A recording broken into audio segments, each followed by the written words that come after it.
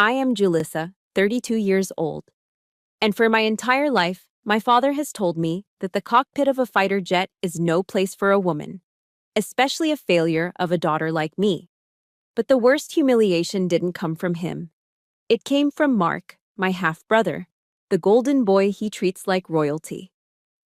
Right in the middle of a crowded briefing room, vibrating with the arrogant energy of 100 of America's youngest pilots at Nellis Air Force Base, Mark pointed a finger right in my face. He laughed, loud and sharp, and shouted, "Hey, you're in the wrong room, sweetie. This is for real pilots, men like us. It's not a place for you to find a husband." The entire auditorium exploded in laughter. Mark winked at me, convinced he had just scored a point. I felt the blood rush to my face, burning hot, not from shame, but from pity for his ignorance. Because Mark had no idea that the woman he just humiliated for looking for a husband was holding the call sign Falcon 1. I was the only person with the authority to order him to live or die in the sky today. Before we continue, let me know in the comments which state you are watching from, and hit that subscribe button right now if you want to see an arrogant brat get taught a lesson he will never forget by the very person he despises. The air inside the main briefing room at Nellis Air Force Base always smelled the same. It was a stale mixture of recycled air conditioning, trying and failing to fight off the Nevada desert heat, combined with the sharp scent of burnt government-issue coffee and the overwhelming musk of testosterone. It was the first day of Red Flag, the premier air-to-air combat training exercise in the world. The room was packed. Rows of theater-style seats were filled with the best and brightest, or at least the loudest, young fighter pilots the Air Force had to offer. They were all wearing their green flight suits, zippers pulled to the perfect height, patches gleaming on their shoulders. They were talking with their hands, mimicking dogfights, laughing too loud, posturing. It was a sea of egos, and I was just a rock they were flowing around. I stood near the front, off to the side, near the water cooler. I was wearing a sterile, unadorned flight suit, no name tag, no rank insignia on my shoulders, no unit patches, just plain olive drab green. To the untrained eye or the arrogant eye, I looked like support staff. Maybe intelligence, maybe administration, maybe just someone lost. I held a styrofoam cup of lukewarm water, watching them. I observed the way they moved, the way they grouped together in little tribes of confidence. They looked at me, and then they looked right through me. To them, a woman in this room without a visible rank was invisible. She was furniture. Then, the double doors at the back swung open, and the volume in the room seemed to shift. Lieutenant Mark Wyatt walked in. My half-brother. Even from across the room, he looked exactly like our father. He had that same square jaw, that same perfectly styled blonde hair that defied the helmet hair regulations, and that same swagger that said he owned the building.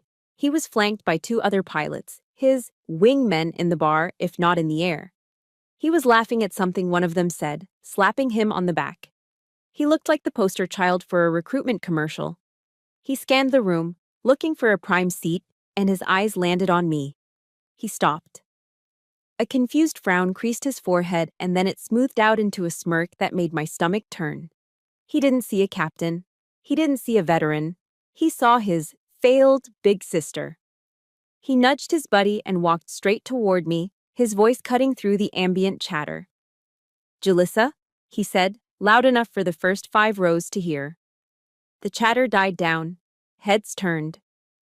"What are you doing in here? Did you get lost looking for the admin building?" I didn't move.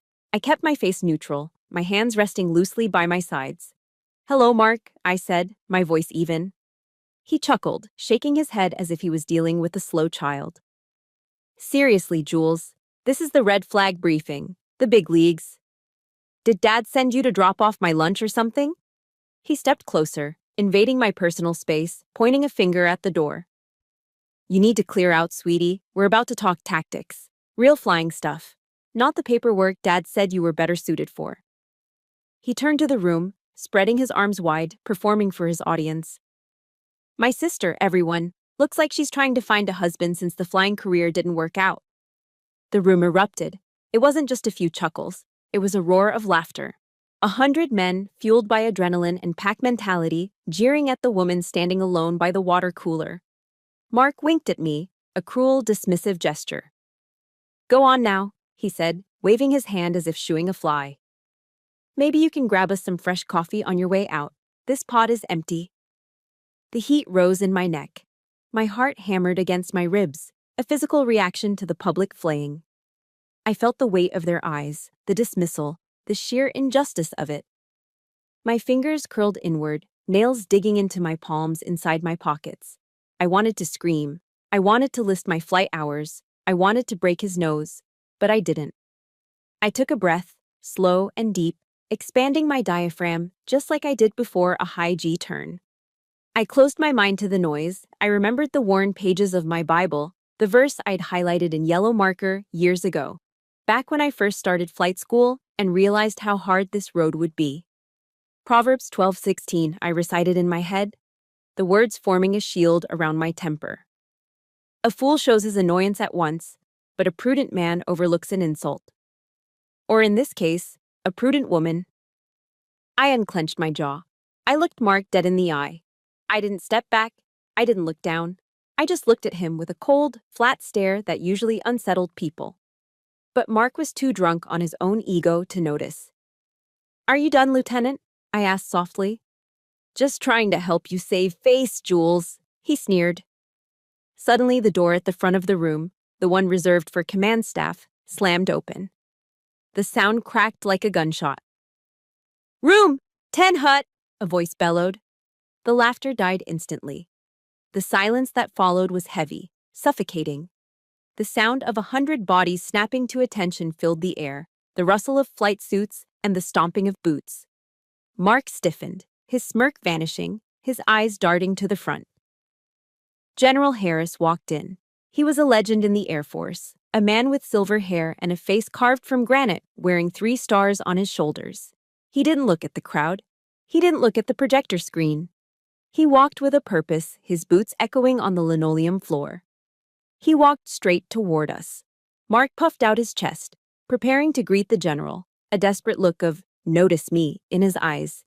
He started to raise his hand for a salute. "General, I was just..." General Harris didn't even blink at him. He walked right past Mark as if he were a ghost. He stepped directly in front of me. The entire room held its breath. Mark looked confused, his hand hovering halfway up, his mouth slightly open. General Harris stopped. He looked me up and down, his eyes sharp and respectful. Then, slowly, deliberately, the 3-star general raised his hand and rendered a crisp, perfect salute. "Falcon 1, the general said, his voice carrying to the back of the silent room. "The floor is yours. Give them hell." I returned the salute, sharp and professional. "Thank you, General." I dropped my hand and looked at Mark. All the color had drained from his face. He looked like he had just been punched in the gut. His mouth opened and closed, but no sound came out.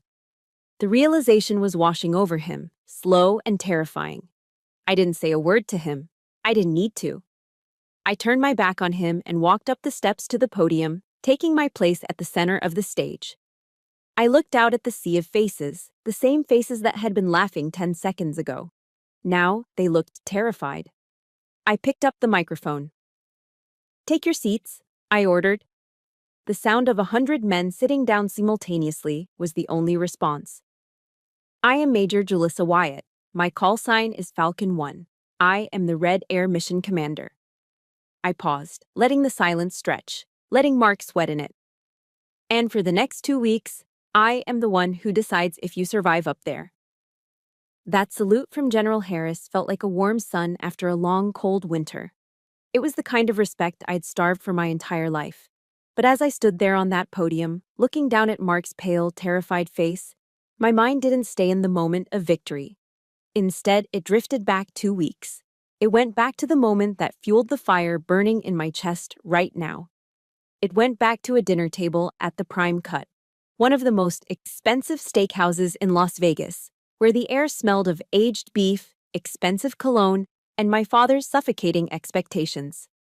The restaurant was dimly lit, the kind of place where the booths are made of dark mahogany and leather, and the waiters wear tuxedos. We were there to celebrate Mark. Of course. He had just received his slot for red flag, the same exercise I was secretly commanding. But to my family, Mark was the hero, and I was the spectator. My father, Colonel Rhett Wyatt, retired, sat at the head of the table like a king holding court. He swirled a glass of Napa Valley Cabernet, the red liquid catching the candlelight. He looked at Mark with a pride so intense it was almost painful to watch. "To Mark," my father announced, raising his glass. His voice was booming, attracting glances from nearby tables.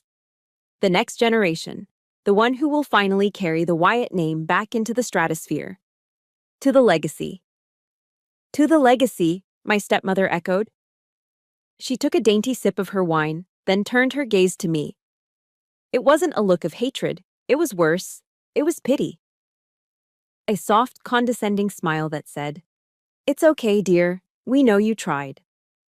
I raised my glass of water, I wasn't drinking, and murmured, "To Mark." Mark was beaming. He cut into his bone-in ribeye, cooked perfectly medium rare, juices pooling on the white ceramic plate. "Thanks, Dad," he said, mouth half full. "Wait until you see the bird I'm flying. The F-35 is a beast.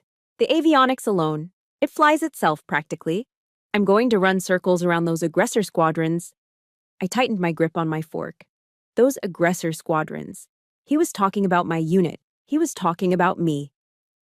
"That's great, son," Dad said, leaning forward. Then, as if remembering social obligation required him to acknowledge my existence, he turned his head slightly toward me. "And you, Julissa, how are things at the office?" He always called it the office, as if I worked in a cubicle filing tax returns. "Actually, Dad," I said, trying to keep my voice steady, "work is intense. We've been developing new tactical scenarios for the Red Air Team, simulating fifth-generation threats using the—" He waved his hand, cutting me off mid-sentence. All right, let's not bore Mark with the administrative details. It's good you're safe on the ground, Jules. Really." He took another sip of wine, his eyes hardening. "Paperwork is safer for women. Your mother, she never understood that. She always had to push, had to be in the cockpit. And look where that got her." The table went silent. The mention of my mother, who died serving her country, a pilot far better than my father ever was, hung in the air like smoke. He wasn't mourning her. He was using her death to justify his disappointment in me. He was saying, "You are a mistake, just like she was." I swallowed the lump in my throat. "She was a hero, Dad." "She was stubborn," he corrected coldly. Then the mask of the jovial father returned. He reached under the table. "Enough about the past. We have gifts." He pulled out a heavy rectangular box wrapped in velvet. He slid it across the white tablecloth to Mark. Mark tore into it like a kid on Christmas morning.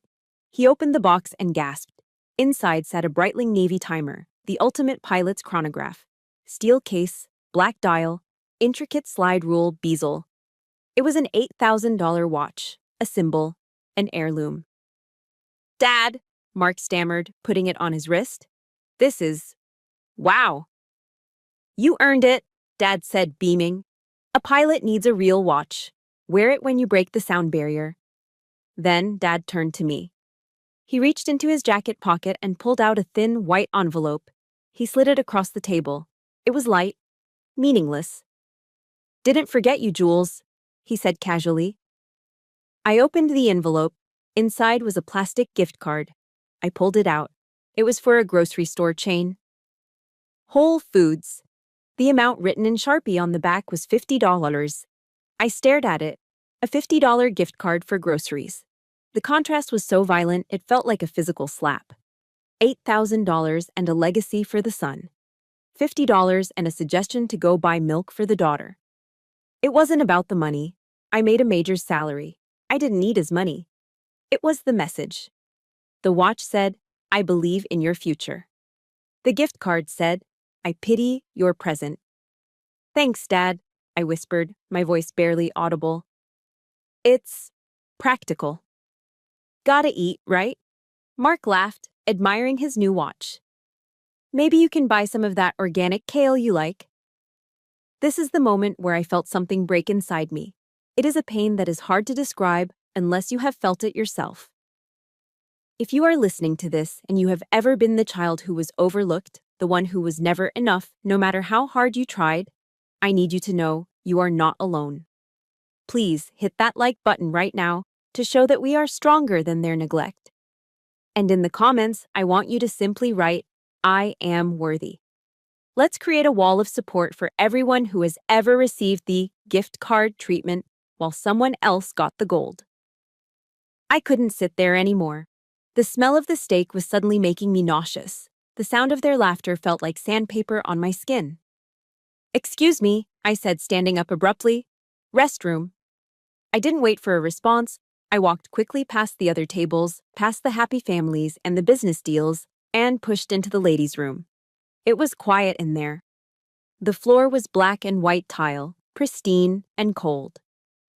I gripped the edge of the marble sink, my knuckles turning white. I stared at my reflection in the expansive mirror. I looked for my father in my face, but I didn't see him. I saw her. I saw the sharp eyes of my mother. I saw the jawline that didn't know how to quit.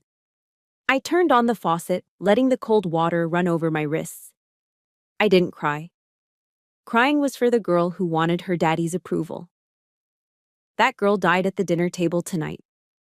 They don't know, I whispered to my reflection, the sound bouncing off the tiled walls. They think I'm a secretary. They think I'm weak. I dried my hands on a paper towel, my movements slow and deliberate. I thought about the mission briefing scheduled for 2 weeks from now. I thought about the flight roster I had already approved. I thought about the call sign Falcon 1. I tossed the paper towel into the trash bin. It hit the bottom with a soft thud. "Enjoy the watch, Mark," I said to the empty room. "Because in 2 weeks, time runs out." I straightened my blazer, fixed a loose strand of hair, and walked back out to the dining room. I sat down, finished my water, and watched them celebrate. I didn't say another word. I didn't have to. I knew something they didn't. The check was coming, and eventually, everyone has to pay. That reflection in the restaurant bathroom mirror, the one framed by warm golden light and expensive tile, faded from my mind. It was replaced by a different kind of reflection, one I knew far better. It was the ghostly, pale reflection of my own face staring back at me from a black computer monitor in a windowless room deep beneath the Nevada desert. They called it the Vault. It was a sensitive compartmented information facility, or a CIF. It smelled of ozone, burnt wiring, and the distinct metallic scent of loneliness. There were no windows, no clocks, and the only sound was the low, constant hum of server banks cooling down the massive supercomputers that ran the war simulations. This had been my home for the last 3 years. This was where Julissa Wyatt died and where Falcon 1 was built from the ashes. It started with the incident. The memory still tasted like copper in my mouth. 3 years ago, I was on the fast track. I was flying F-16s, logging hours, keeping my head down. Then came a routine training sortie with Kyle Ripper Vance. Kyle was everything the Air Force loved: loud, confident, and male. During a close formation maneuver, Kyle drifted. He got sloppy. He breached the safety bubble, nearly clipping my wing.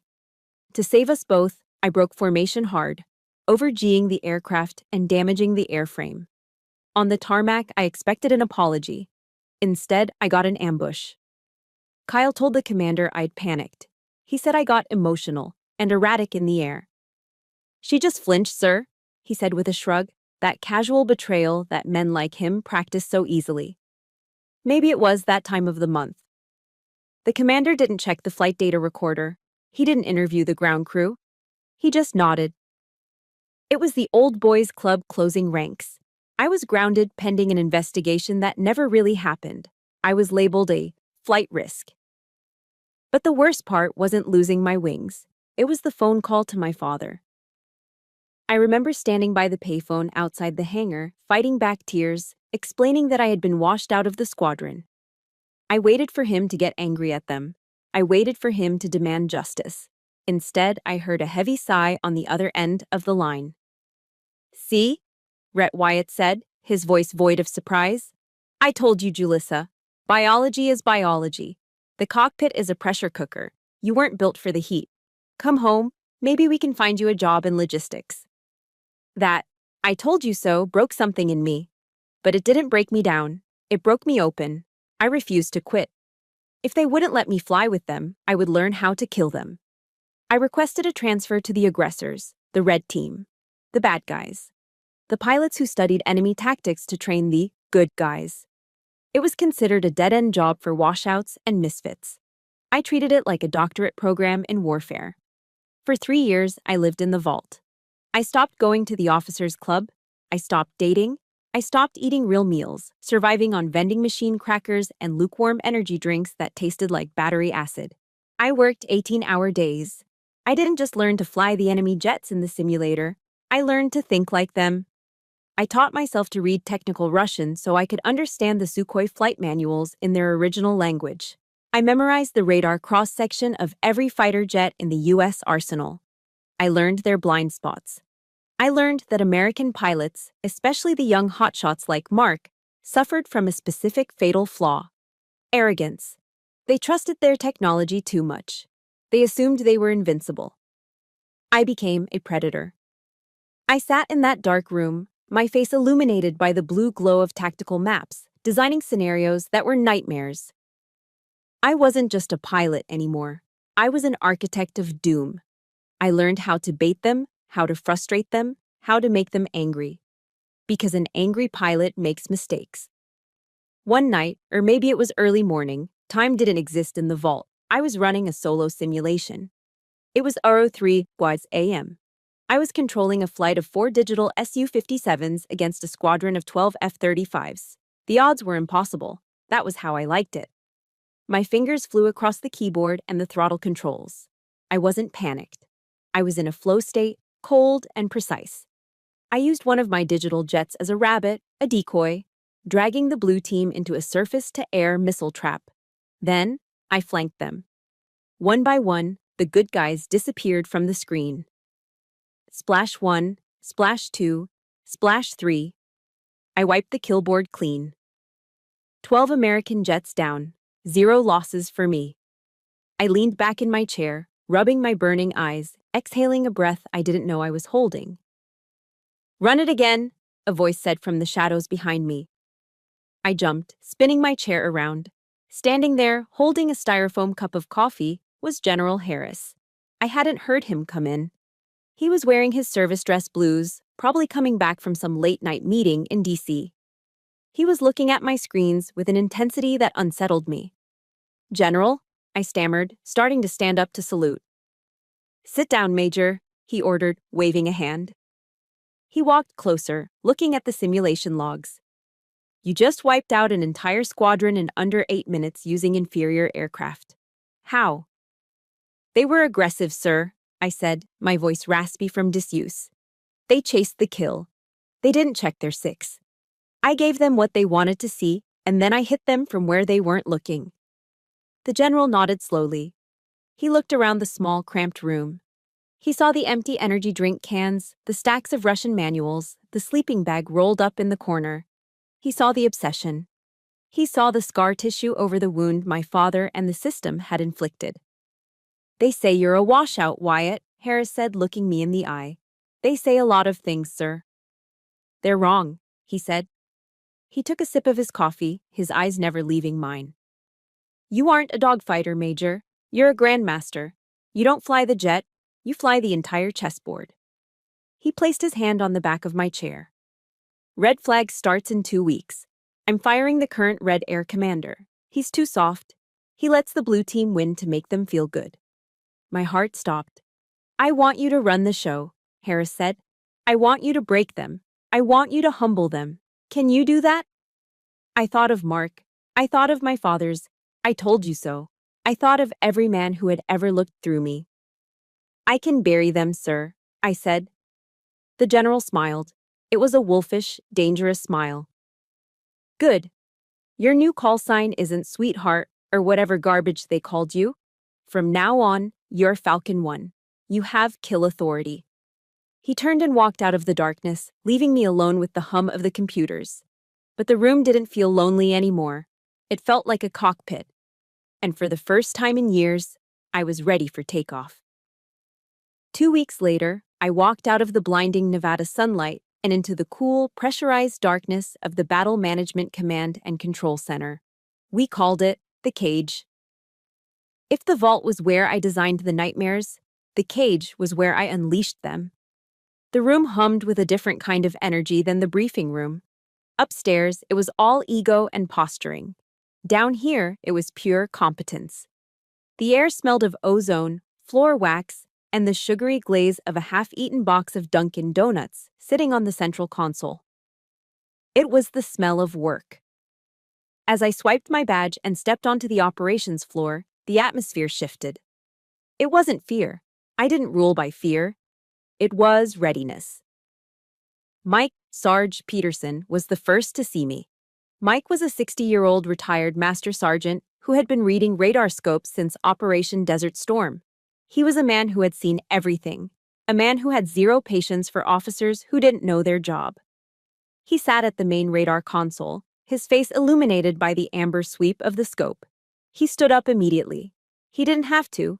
He was a civilian contractor now. But he stood.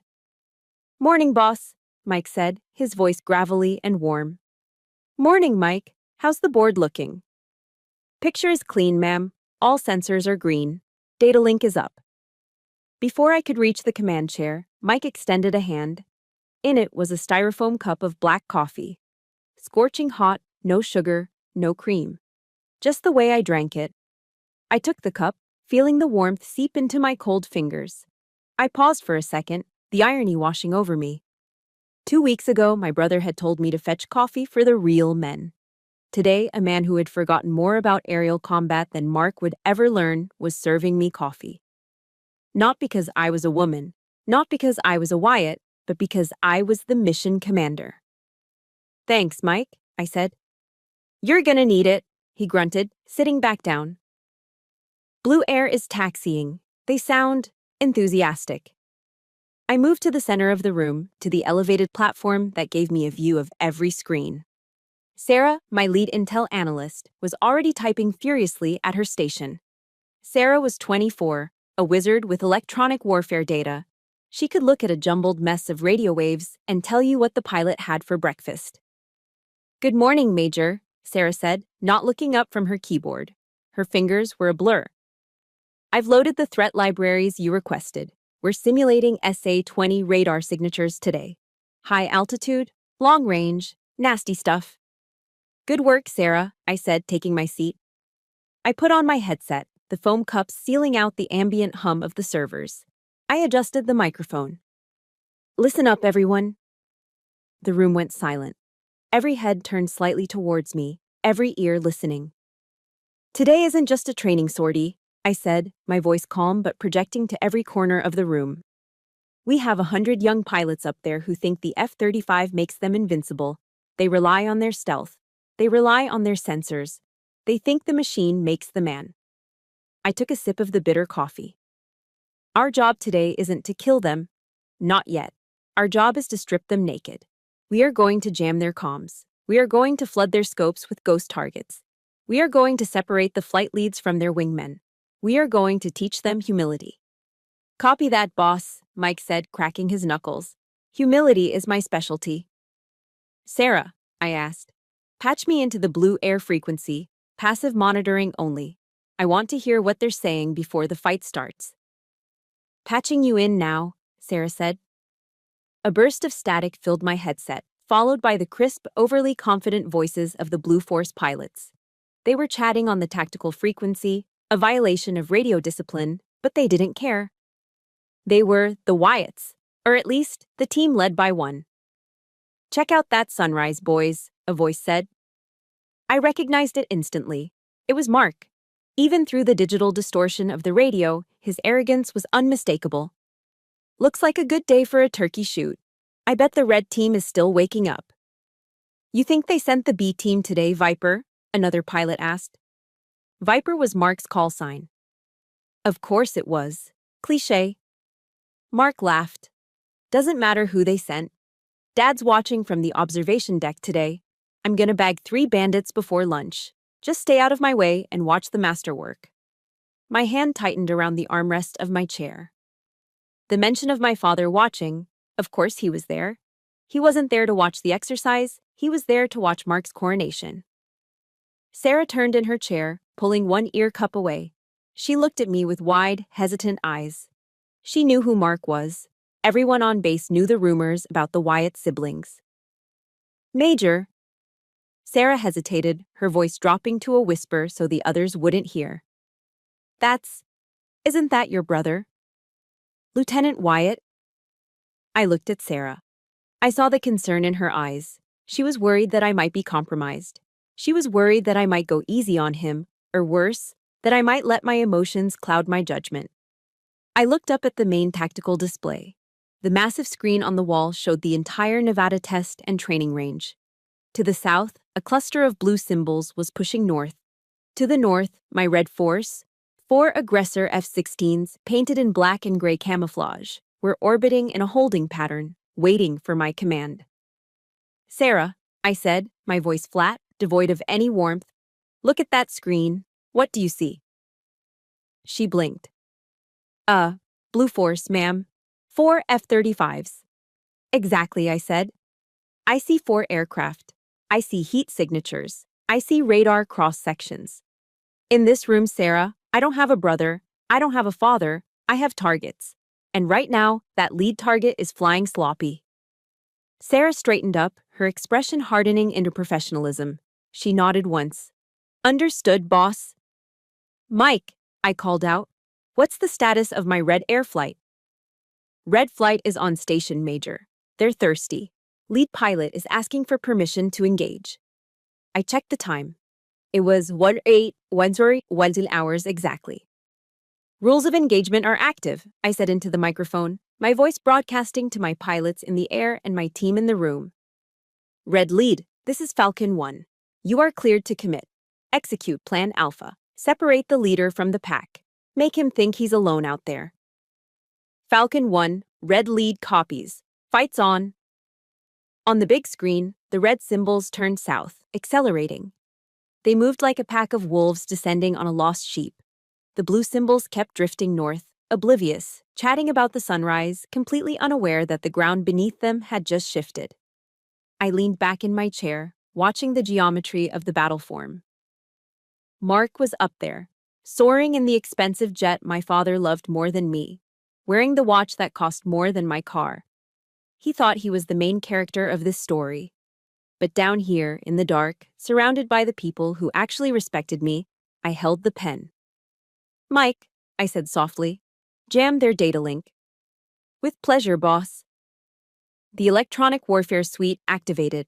Up in the sky, Mark's fancy displays were about to start lying to him. The game had officially begun. The radar screen in front of me was a sea of black, punctuated by the glowing geometry of war. From my elevated chair in the cage, I watched the digital representation of the Nevada desert. To the uninitiated, it looked like a video game. To me, it was a psychological profile of every pilot in the sky. And right now, the profile for Viper 1, Lieutenant Mark Wyatt, was flashing red with narcissist. Red lead, execute maneuver Delta, I murmured into my headset. Dangle the carrot. On the screen, one of my aggressor F-16s broke formation. It flew slow and low, banking lazily to the west, acting like a wounded bird separated from its flock. It was the oldest trick in the book. A disciplined pilot would ignore it, stick to the mission package, and maintain air superiority coverage. A disciplined pilot would know that a lone, slow target in a high-threat environment is never actually alone. But Mark wasn't disciplined. He was hungry. Tally-ho! Mark's voice crackled over the speakers, loud and distorted by adrenaline. I've got a visual on a bandit. Single ship, low 9 o'clock. He looks lost. Viper 1, stay in formation. His wingman, a nervous-sounding lieutenant named Miller, pleaded. We have a mission objective to cover the bombers. Screw the bombers, Mark snapped. I'm not letting a free kill fly away. I'm engaging. I watched the blue symbol representing Mark's F-35 peel away from his flight group. He hit the afterburners, diving toward my decoy. He was chasing glory. He was thinking about the kill count he could brag about at the bar tonight. He was thinking about our father, who was undoubtedly watching the telemetry feed from the VIP observation deck, nodding in approval at his son's aggressive instincts. Mark didn't see the trap.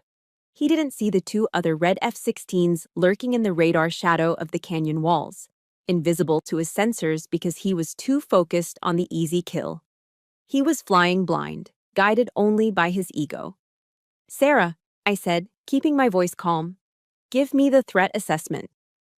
"He's flying right into a simulated SA-20 kill box, boss," Sarah replied, her fingers flying across the keyboard. "And he's got 2 bandits closing on his 6 o'clock. He's dead in 30 seconds. I had a choice. I could let him die now. I could let my pilots light him up, turning his expensive stealth fighter into digital confetti. It would be satisfying. It would prove I was right. But it would be too easy. If he died now, he would make excuses. He would say his sensors malfunctioned, or the simulation was rigged, or he was just unlucky. My father would back him up. "Bad luck, son. You'll get them next time." No. I didn't want him to just lose. I wanted him to be humiliated, and for that I needed him to think he was winning. I needed to inflate his ego until it was so big that when it finally popped, the sound would shatter the windows. But I still had a job to do. I was the safety observer as well as the mission commander. I reached for the switch on my console that activated the voice modulator. It deepened my voice, stripping it of gender and identity, turning me into the anonymous voice of God. "Viper 1, I broadcasted on the guard frequency, the emergency channel everyone monitored. You are entering a high-threat zone, multiple SAM indications. Bandit ambush imminent, abort run, return to formation." There was a pause. For a second, I thought he might listen. I thought maybe, just maybe, the training would override the arrogance. Then, Mark keyed his mic. "Command, get off the channel. I've got a tone. I don't need some paper pusher telling me how to fly my jet. I see the target. I'm taking the shot." Paper pusher. The insult hung in the cool air of the control room. Beside me, Mike stiffened. He looked up at me, his eyes wide. He knew exactly who that paper pusher was. He waited for me to explode. He waited for me to scream into the mic, to reveal myself, to ground Mark right there and then. I didn't blink. I didn't raise my voice. I looked at the screen. Mark was now deep inside the trap. My 2 hidden aggressors had locked onto him. They had a perfect firing solution. "Fox 2 solution acquired," my red lead pilot reported in my ear. "I have him dead to rights, Falcon 1. Request permission to kill." I watched the geometry on the screen. Mark was lining up his shot on the decoy. He was seconds away from his victory. "Negative," I said. My voice was ice. "Hold fire." Mike swiveled in his chair. "Boss, he's wide open. They can splash him right now." I said hold fire, I repeated. "Let him take the shot. Let him get the kill." "But why?" Mike asked, confused. "He broke rules. He insulted you." "If we kill him now, he learns nothing," I said, staring at Mark's blue dot. "He needs to believe he's untouchable. He needs to believe his own hype. Let him have his little victory. Let him think he's a god for 15 more minutes. Because when I finally swat him out of the sky, I want him to know it wasn't bad luck. I want him to know it was me." On the screen, Mark fired. Fox 2, splash 1 bandit," he screamed in triumph. The decoy aircraft acknowledged the hit and turned off its transponder, signaling it was destroyed. Mark pulled his jet into a steep, vertical climb, a victory maneuver that burned precious fuel and bled off all his energy. It was a rookie move. It was a showboat move. "Did you see that, boys?" Mark crowed on the radio. "That's how you clear the skies. 1 down, 3 to go." He had no idea.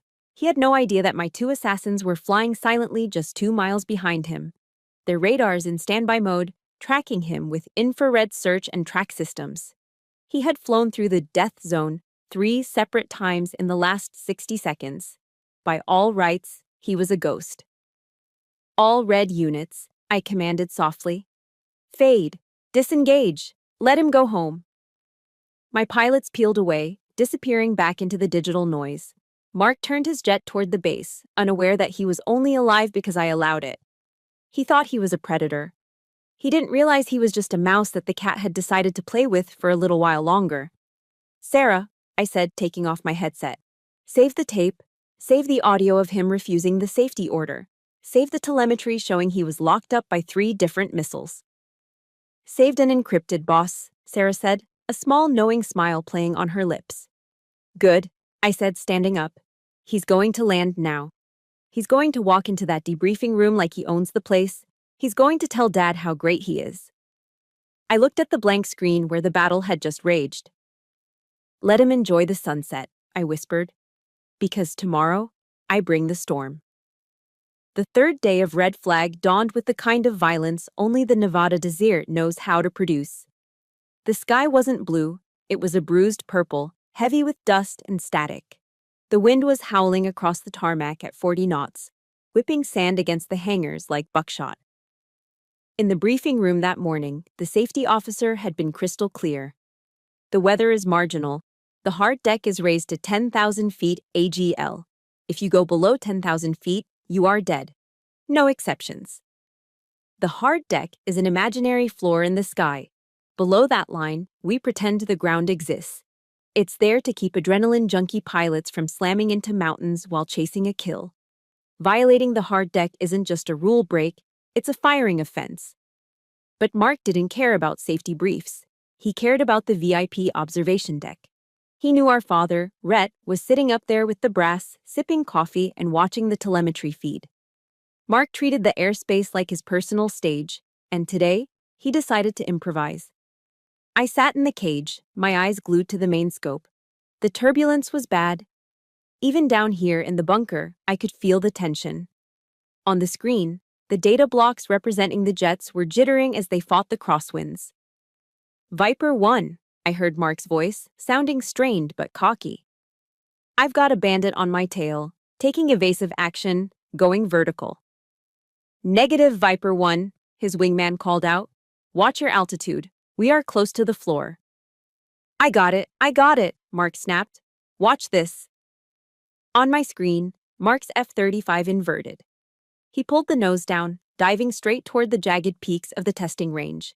He was trying to shake Spike, one of my best Red Air pilots flying an F-16.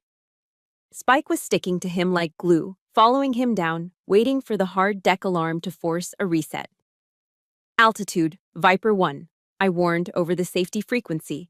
"You are approaching the hard deck. Level off." Mark ignored me. He kept diving. 9,000 feet, 8,000. He was breaking the rules. He was showing off for Dad. "He's going below," Mike whispered beside me, his knuckles white on the desk. "Spike," I keyed my mic. "Disengage. He's crazy. Pull up." "Copy Falcon 1. Breaking off," Spike replied. My pilot, Spike, did the right thing. He leveled his wings to pull out of the dive. But Mark didn't pull up. Instead, he pulled a high G barrel roll, a flashy, desperate maneuver right into Spike's flight path. It happened in a heartbeat. The proximity alarms in the cage screamed. The screen flashed a collision warning. On the telemetry, the 2 blue and red dots merged into one.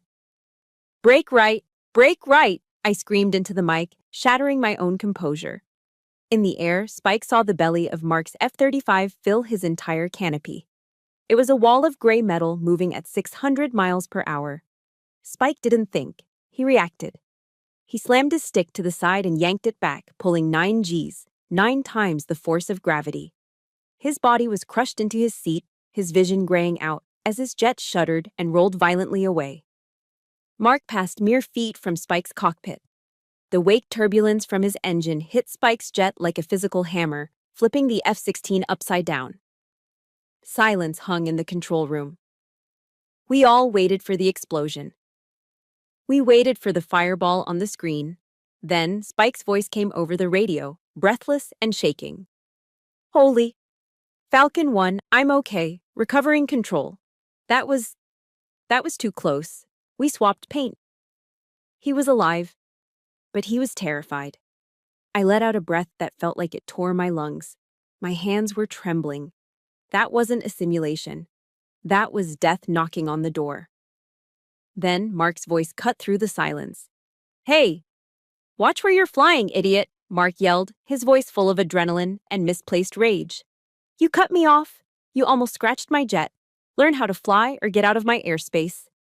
He wasn't apologizing. He wasn't checking on the man he almost killed. He was blaming the victim. He was angry that Spike's near-death experience had ruined his cool maneuver. This right here. This is the moment that makes your blood boil. We have all met someone like Mark, someone who sets the house on fire and then blames you for the smoke. It is the ultimate form of gaslighting. If you have ever had to deal with a toxic person who refuses to take responsibility for the damage they cause, I need you to hit that like button right now. Let's show them that we see through their lies. And in the comments, I want you to type accountability. Just one word. Let's demand it. Something inside me didn't just break, it solidified. The sister who wanted to teach her little brother a lesson vanished. The major who wanted to protect her pilots took over. I ripped the headset off my ears and threw it onto the console. The plastic cracked, but I didn't care. I stood up, my chair screeching against the floor. Every head in the room turned to me. They saw the fire in my eyes. They saw the Falcon my father said never existed. I leaned over the master microphone, the one that broadcasted to every frequency, blue, red, and guard. "Knock it off," I said. My voice was low, terrifyingly calm. "Knock it off! Knock it off!" The skies went silent. The exercise stopped instantly. "All aircraft RTB immediately," I ordered. "Viper 1, you are grounded. Get your ass on the deck now." "You can't ground me," Mark argued, his voice shrill. "Dad is watching. I was in control." I said, "Now, Lieutenant," I cut him off, "or I will have the MPs waiting at the ladder to drag you out of that cockpit." I cut the feed. The room was deathly quiet. Mike looked up at me, a mixture of fear and awe on his face. "Major," he asked softly, "what are we doing for tomorrow? The final exercise?" I stared at the blank screen. Mark had almost killed one of my men. He had proven he was dangerous. He wasn't just arrogant, he was a liability. And my father was up there, probably telling the general that it was Spike's fault. I looked at Sarah. "Pull the safety protocols for the final scenario," I said. "Which ones, ma'am?" "All of them," I said. "Prepare Protocol Alpha." Sarah gasped. "Protocol Alpha, ma'am, that activates the entire integrated air defense system, the simulated SAM sites, the electronic jamming, the Golden Horde scenario. That's impossible to survive. It's designed for a full-scale war simulation, not training." "He wants a war?" I said, picking up my broken headset. "He wants to be a hero?" "Fine." I walked toward the door. I needed air. I needed to prepare. "Tomorrow," I said, looking back at my team, "we don't teach. Tomorrow the sky falls. Activate everything. I want the desert to burn." "Yes, ma'am," Mike whispered. I walked out of the cage. Mark thought he was flying against a sister who wanted his respect. He was wrong. Tomorrow, he was flying against Falcon 1. And Falcon 1 didn't have a brother. She only had prey. The sun hadn't even breached the horizon over the Sheep Range Mountains when my phone vibrated against the center console of my truck. It was 06 hours. The air outside was cool, that deceptive desert chill before the heat turned the tarmac into a frying pan. I stared at the screen. The caller ID read, "Dad." I picked it up, staring at the Nellis flight line through my windshield. The F-16s and F-35s were silhouettes against the purple dawn, sleeping beasts waiting to be woken up. "Major Wyatt," I answered, keeping my voice professional. "Julissa," my father's voice boomed, skipping any pleasantries. He sounded chipper, probably already on his second cup of coffee at the casino hotel. "I'm heading to the observation deck with General Harris in an hour. Big day today, the final sortie." "It is," I said, my grip tightening on the steering wheel. "Mark is flying lead again." "Exactly," Rhett said, his tone shifting to that confidential, patronizing frequency he used when he wanted a favor. Listen, I know yesterday was bumpy. Mark told me about the turbulence. He said that aggressor pilot cut him off. Dangerous flying by your team, Jules. You need to rein them in. I almost laughed. It was a dark, bitter sound that got stuck in my throat. Mark had nearly killed a man, violated a hard deck safety order, and screamed at a superior officer. And in Rhett Wyatt's world, it was my team's fault. It was always someone else's fault. Is that what he told you? I asked. The point is, Rhett bulldozed over me. Today needs to be flawless. The general is deciding on the final roster for deployment. I want you to make sure your brother shines today. Don't throw any curveballs. Give him a standard scenario. Let him look good. For the family name. He wasn't asking me to do my job. He was asking me to fix the game. He was asking me to betray my uniform to prop up his ego. I looked at the black flight bag sitting on the passenger seat. Inside was my helmet. Don't worry, Dad, I said, my voice dangerously calm. I promise you. Today I'm going to give Mark exactly what he deserves. That's my girl, he said, relief washing over his voice. He thought I was capitulating. He thought I was the obedient daughter again. I knew I could count on you. We'll grab dinner after. Steaks are on me. I hung up. I didn't tell him that he wouldn't have an appetite for steak by the time I was done. I walked into the facility, bypassing the coffee mess and heading straight for the server room. Sarah was already there, looking pale. She had seen the flight plan. Boss, she said, standing up as I entered. I did what you asked. I accessed the threat library. Show me, I said, leaning over her shoulder. On the screen was the electronic warfare profile for the day's mission. Usually we projected simple radar signatures, MiG-29s, Su-27s, standard threats. I reprogrammed the DRFM jammers, I said, pointing to the code. We aren't just jamming them today, Sarah. We're gaslighting them. I had designed a ghost protocol. The system would take the radar signals from Mark's F-35, capture them, modify them, and shoot them back at him. His scope would show 4 enemy bandits surrounding him. But when he turned his head to look, the sky would be empty. Then, when he relaxed, the real bandits would strike from his blind spot. This is evil, Major, Sarah whispered, but there was awe in her voice. He trusts his sensors more than his eyes. This will cripple him. That's the point, I said. He thinks the machine makes him a pilot. Today, the machine lies. I left Sarah and marched to the locker room.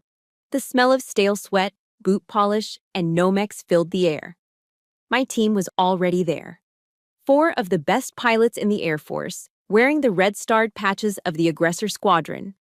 Spike was sitting on a bench, lacing up his boots. He looked up when I walked in. There was a bruise on his neck from the G-force of yesterday's near miss. The room went silent. Listen up, I said, standing in the center of the room. Today is Protocol Alpha. But I have specific rules of engagement for the lead blue fighter, Viper 1. The pilots exchanged glances. They hated Mark. They wanted blood. We don't kill him quick, I ordered. If you get a lock on him, don't take the shot immediately. I want you to peel away his wingmen first. Pick them off one by one. Force him to watch his team die. Isolate him. We're going to leave him all alone out there, Spike said, a grim smile forming. Exactly, I nodded. I want him stranded in the middle of the desert with 4 bandits circling him. I want him to feel the panic. I want him to understand that without a team, he is nothing. And who takes the kill shot, boss? Spike asked. You want me to finish him. I shook my head. I walked over to my locker, the one I hadn't opened in 3 years. I spun the combination lock. Clack, clack, clack. No, I said, pulling the metal door open. You just heard the sheep. The wolf is eating today. Inside the locker hung my G-suit. It was olive drab, heavy with zippers and air bladders designed to squeeze my legs and keep the blood in my brain during high G maneuvers. Next to it was my helmet, the visor dark and scratched from 1,000 hours of combat training. I took off my service uniform jacket. I unbuttoned my shirt. I stepped into the G-suit, the familiar sound of heavy zippers closing around my legs, feeling like I was putting on armor. I tightened the Velcro straps around my waist. I pulled on my combat boots, tying the laces tight enough to cut circulation. For the last 2 weeks, I had been the voice in their ear. I had been the paper pusher my brother mocked. I had been the dutiful daughter sitting in the dark. Not today. I grabbed my helmet bag and turned to my team. They were staring at me. They had never seen me suit up. They knew me as the strategist, the architect. They had forgotten that before I was a commander, I was a killer in the cockpit. "Let's go," I said. I pushed open the heavy steel doors and stepped out onto the flight line. The heat hit me instantly, a wall of dry, dusty air. The sound was deafening. The whine of auxiliary power units, the roar of jet engines turning over, the smell of burnt kerosene. There it was. My jet. An F-16C Block 30. But it wasn't painted in the standard Air Force gray. It was painted in the Wraith scheme, black and dark blue splinter camouflage, designed to mimic the Russian Su-57. It looked aggressive. It looked mean. I walked around the aircraft, running my hand along the cold metal of the leading edge flap. I checked the landing gear. I checked the missiles, inert training rounds, but they would register as real kills in the computer. I climbed the ladder. The cockpit was tight, smelling of old sweat and avionics. I strapped in, connecting my oxygen hose, plugging in my comms cord. I lowered the canopy. The world outside became muffled, distant. "Ground, this is Falcon 1, I said into my mask. My voice sounded different in the enclosed space.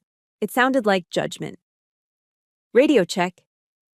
"Loud and clear, Falcon 1, the tower responded. "You are cleared for engine start." I flipped the switches. The engine behind me whined, then roared to life, a tiger waking up. The entire airframe vibrated, shaking my bones. I looked at the observation deck tower in the distance. I knew my father was up there, expecting to see his son triumph.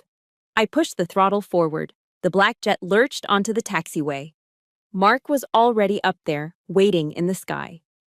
He thought he was the main character of this movie.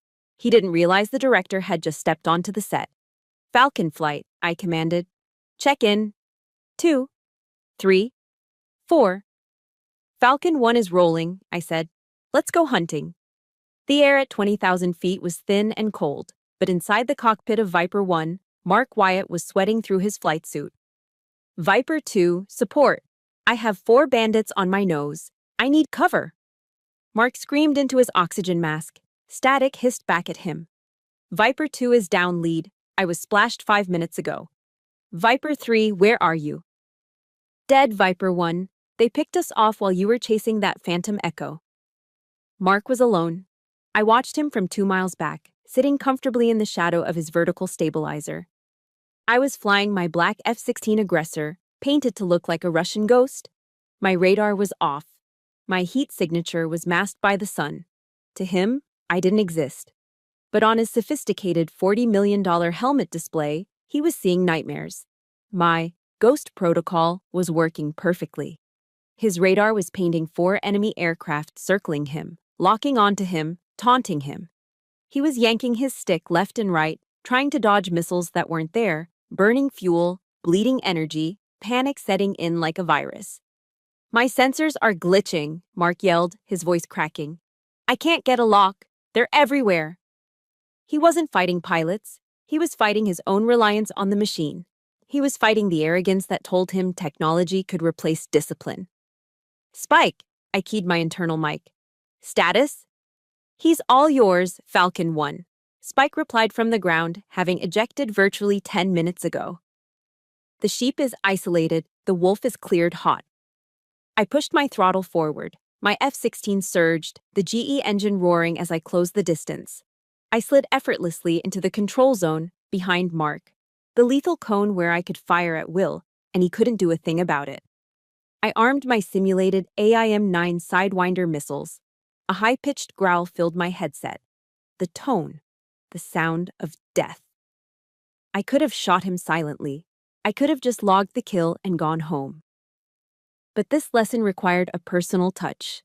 I reached for the comm switch and flipped to the guard frequency. Check 6, Lieutenant.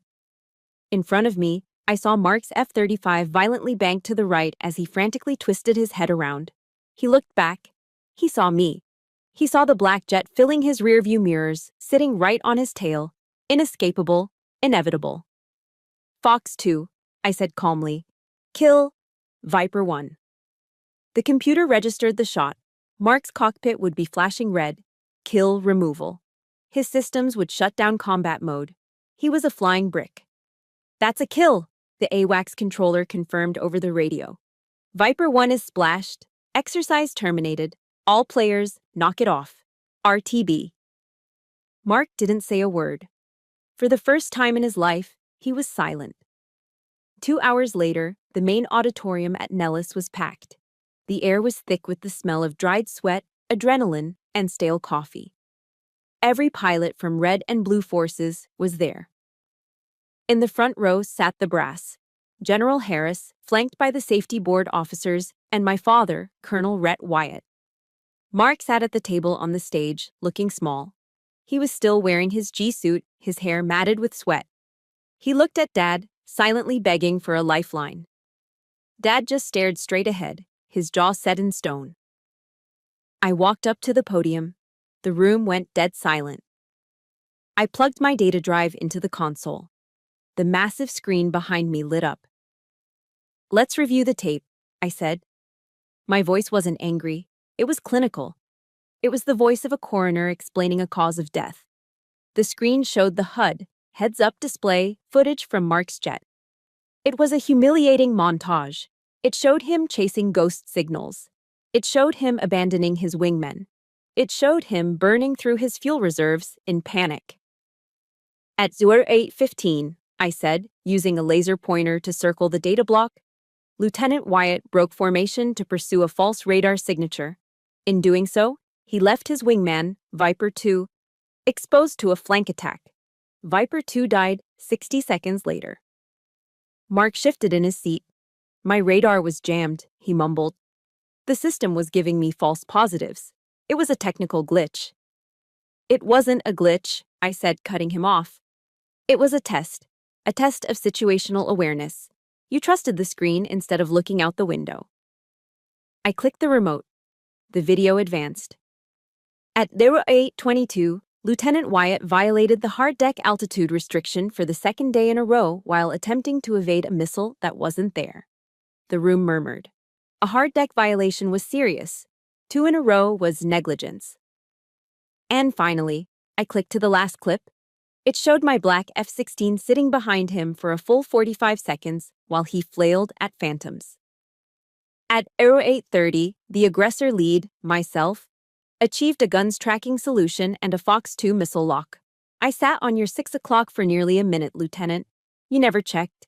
You never cleared your tail. I turned off the screen. The darkness seemed to swallow Mark whole. The data doesn't lie, I said, looking directly at General Harris, then shifting my gaze to my father. Lieutenant Wyatt died 4 times in 20 minutes. He got his entire flight killed. He prioritized his own score over the mission and the safety of his team. In a real war, those 4 pilots don't come home to their families. Because their leader wanted to be a hero. I placed the remote on the podium. The sound echoed like a gavel strike. He's a danger to himself and everyone in the air with him. Mark stood up, his face red. This was a setup. She rigged the simulation. Dad, tell them. She rigged it. Rhett Wyatt didn't move. He didn't look at Mark. He looked at the floor, the weight of the public humiliation crushing the fantasy he had built around his son. General Harris leaned forward. He didn't look at Mark either. He looked at the safety officer, Colonel Peterson. Colonel? The general asked. Colonel Peterson stood up. He was a by-the-book officer who hated cowboys. I've seen enough, Peterson said. Lieutenant Wyatt, based on the telemetry data and the gross violations of safety protocols. Peterson paused, letting the words hang in the air. Your flight status is revoked effectively immediately pending a flight evaluation board. You are grounded. Hand over your wings. Mark froze. He looked at our father again. Dad? Rhett finally looked up. His eyes were empty. He didn't see the golden boy anymore. He saw a liability. He saw his own ego shattering. He didn't say a word. He just turned his head away. Mark slumped back into his chair, burying his face in his hands. The room was silent, save for the hum of the projector cooling down.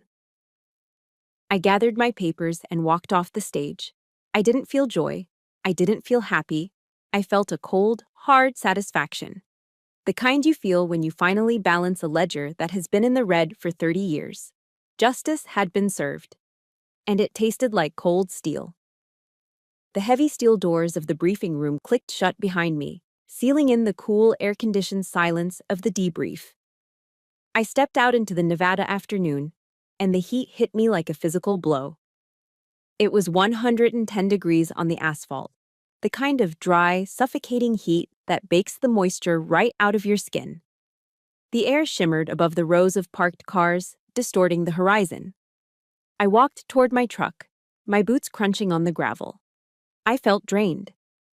Not the good kind of tired you feel after a long run or a successful mission, but the deep, bone-weary exhaustion that comes from fighting a war that should never have existed. I just wanted to go home, take a shower, and wash the day off. But as I rounded the corner of the lot, I saw him. Rhett Wyatt was leaning against the hood of my pickup truck. He was still wearing his immaculate blazer, but the heat had finally gotten to him. Sweat was beading on his forehead, and his face was flushed a dangerous shade of crimson. He wasn't pacing, he was waiting, like a predator waiting for the prey to break cover. I slowed my pace, but I didn't stop. I put my sunglasses on, shielding my eyes. It was a small barrier, but it was mine. "You look happy," Rhett spat out as I got within earshot. He pushed himself off the hood of my truck, blocking the driver's side door. "I hope you're proud of yourself." I stopped 3 feet away from him. "I'm not happy, Dad, and I'm not proud. I'm just doing my job." "Your job," he laughed, a harsh barking sound. "Your job was to support your brother. Your job was to help him secure his legacy. Instead, you humiliated him. You humiliated me." He took a step closer, invading my personal space. His finger jabbed the air toward the building behind us. "You rigged that simulation, Jalissa. Don't lie to me. I saw what you did. You programmed those ghosts. You set him up to fail because you couldn't stand seeing him succeed. You're jealous. You've always been jealous of him because he's the natural, and you're just you." I looked at this man I had spent 32 years trying to impress. This man whose approval I had chased across 3 continents and through 2 combat tours. And suddenly, looking at him sweating in the parking lot, ranting about his own ego while his son's career lay in ruins, the illusion finally shattered. I didn't feel angry anymore. I felt nothing. A verse from the Bible floated into my mind, clear as a bell. Matthew 7:6. "Do not give dogs what is sacred. Do not throw your pearls to pigs. If you do, they may trample them under their feet and turn and tear you to pieces." For years, I had been throwing my pearls, my achievements, my love, my loyalty, at his feet, and he had trampled them every single time. It wasn't because I wasn't good enough. It was because he didn't know the value of pearls. I took a deep breath, inhaling the scent of hot tar and sagebrush. "I didn't humiliate him, Dad," I said, my voice steady and low. "You did." "Excuse me?" he sputtered, his eyes bulging. "You humiliated him by making him believe he didn't have to work for anything," I continued, cutting him off. "You gave him a watch instead of a work ethic. You taught him that rules were for other people. And today, the real world finally hit him." "He's a Wyatt," Rhett shouted. He deserves to be alive," I snapped, my voice rising for the first time. The force of it made him flinch. "Do you have any idea what happened up there? He died 4 times, Dad. 4 times. If those were real missiles, if that was a real war over the Pacific or the Middle East, Mark wouldn't be sitting in a debriefing room right now." I stepped closer to him, removing my sunglasses so he could see the absolute conviction in my eyes. If I hadn't taught him this lesson today, if I had let him pass and deploy, you wouldn't be buying him a celebratory steak dinner tonight. You would be waiting on your front porch for a black sedan to pull up. You would be waiting for two officers in dress blues to knock on your door and hand you a folded flag. Rhett froze. The color drained from his face. In the military community, the folded flag is the ultimate silencer. It is the symbol of the final sacrifice. I saved his life today, I whispered fiercely. I grounded him so you wouldn't have to bury him. And instead of thanking me, you're standing here worrying about your reputation. Rhett opened his mouth, then closed it. He looked like a fish gasping for air. For a split second, I saw a flicker of doubt in his eyes. But then, the narcissism kicked back in. The wall went back up. He couldn't accept that he was wrong. He couldn't accept that his golden boy was flawed. You're ungrateful, he muttered, looking away, unable to meet my gaze. After everything I provided for you, I shook my head slowly. You provided a roof, Dad. But you never provided a home. I walked around him and opened the door to my truck. I climbed into the cab, the heat inside baking me, but I didn't care. I started the engine. Rhett banged his hand on the window frame. Where are you going? We aren't done. You need to fix this. You need to go back in there and tell General Harris it was a system error. I rolled down the window, just an inch. The air conditioning blasted cold air against my face, a sharp contrast to the heat radiating off him. I'm done fixing your mistakes, Dad, I said. And I'm done apologizing for my success. If you drive away, he threatened, pointing a shaking finger at me, don't expect a seat at Thanksgiving. Don't expect anything from me. I haven't expected anything from you since I was 10 years old, I said. Do not call me Dad. Do not call me until you learn how to respect this uniform. And the woman wearing it. I didn't wait for his response. I shifted the truck into drive and peeled out of the parking spot. I looked in the rearview mirror one last time. Rhett Wyatt was standing alone in the middle of the empty lot, small and shrinking against the vast, indifferent desert landscape. He looked like a man who had built a castle out of sand, and the tide had finally come in. I turned onto the main road, the base disappearing behind me. I reached over and turned off my phone. Silence filled the cab. It was the most beautiful sound I had ever heard. The fallout was swift, just as I knew it would be. Mark didn't get kicked out of the Air Force. The Wyatt name still carried enough weight to prevent a dishonorable discharge, and Dad pulled every string he had left to save face. But Mark's days as a fighter pilot were over. The Flight Evaluation Board reviewed my tapes. They saw the negligence. They saw the danger. They stripped him of his flight status permanently. 2 days later, I was walking through the administrative wing of the base HQ to file my final report. I turned a corner and nearly collided with a young officer pushing a heavy cart loaded with boxes of printer paper and toner cartridges. It was Mark. He was wearing his service dress uniform, but the pilot wings were gone from his chest. He looked tired. The swagger was gone. The hotshot smile was gone. He was now a logistics officer, a supply jockey, a paper pusher. He stopped the cart. He looked up and saw me. For a moment, I thought he might yell. I thought he might repeat Dad's accusations, but he didn't. He looked at the Major's oak leaves on my shoulders. Then he looked at the boxes of paper he was pushing, the very job he had mocked me for having just 2 weeks ago. The irony hung in the air, heavy and thick. Mark's face flushed red. He didn't say a word. He just lowered his head, eyes fixing on the linoleum floor, and pushed his cart past me. The wheels squeaked. A sharp, annoying sound that faded as he disappeared down the long, fluorescent-lit hallway. I didn't stop him. I didn't gloat. I didn't say, I told you so. I just kept walking. I had a squadron to command. And for the first time in my life, I wasn't walking in anyone's shadow. I was walking in my own light. 1 year. It is strange how time works. When you are suffering, when you are the invisible girl standing in the corner of a crowded room, time drags. It feels like wading through wet concrete. But when you are flying, when you are finally, truly free, time moves like an F-16 in full afterburner. It blurs. I stood by the large tempered glass window of my office, looking out at the shimmering heat of the Nellis Air Force Base flight line. The view was magnificent. From here, I could see everything. I could see the maintenance crews prepping the jets, the fuel trucks weaving in and out, and the pilots walking toward their aircraft with that distinct, heavy-footed swagger. I took a sip of my coffee. It wasn't the burnt, sludge-like liquid from the briefing room pot anymore. It was a fresh brew from the machine in the corner of my office. My office. I turned back to my desk. A mahogany nameplate sat on the edge, catching the afternoon sun. It didn't say assistant or admin. It read, Major Jalissa Wyatt, Commander, 64th Aggressor Squadron. A lot had changed in 12 months.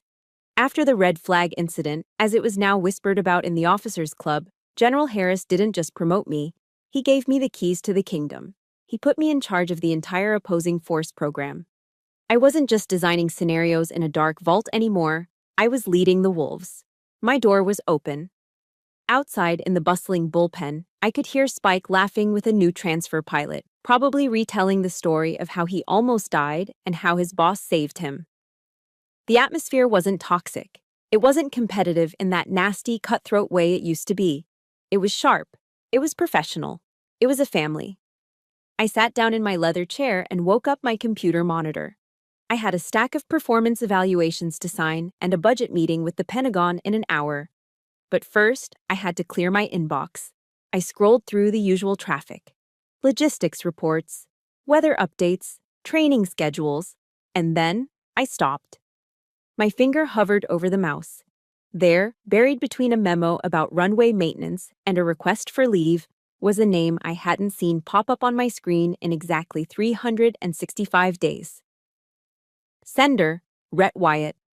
Subject, just checking in. My heart didn't race. My palms didn't sweat.